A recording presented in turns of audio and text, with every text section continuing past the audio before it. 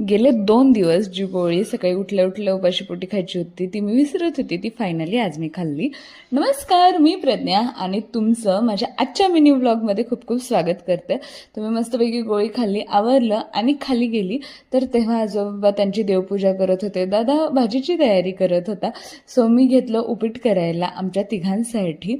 त्याच्यानंतर नॉर्मली आम्ही दोघांनी जेवण बनवायला घेतलं. सो मी परत नेहमीसारखं भाकरी थापून दिला, दादांना त्या भाजल्या आणि त्याच्या आधीच मी भाजी टाकलेली होती, भाजी शिजत होती. आज आम्ही केला होता अख्खा मसूर, तो इतका यम्मी झालता काय बोलायला नको. त्याच्यानंतर मला जायचं होतं खंडाळ्यात आणि ना इथे माझ्या खूप साऱ्या गोष्टी नाही आहेत.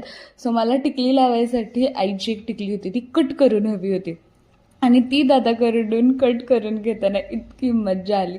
त्याला ती कटच होत नव्हत्या. मी खूप ट्राय केलं आणि त्याच्यानंतर फायनली त्यानं मला अशी टिकली कट करून दिली. तर मी चालली होती बँकेत, बँक ऑफ महाराष्ट्रामध्ये. तर बेसिकली जर तुम्ही सासवडची बँक बघितली ना तर तिथली लोकं पण चांगली आहेत, पण आधीची जी लोकं होती ना ती प्रचंड खडूस होती.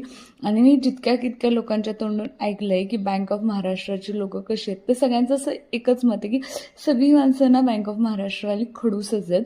सो मी मस्तपैकी चालत चालत रस्त्याने चाललेली आणि माझ्या मॅपमध्ये असं दाखवत होतं चौकात बिल्डिंग आहे, पण ते अलीकडेच होतं.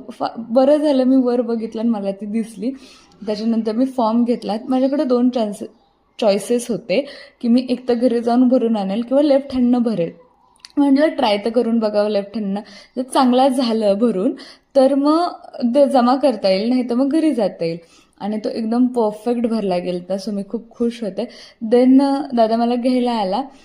येताना आम्ही काही फ्रूट्स आणले.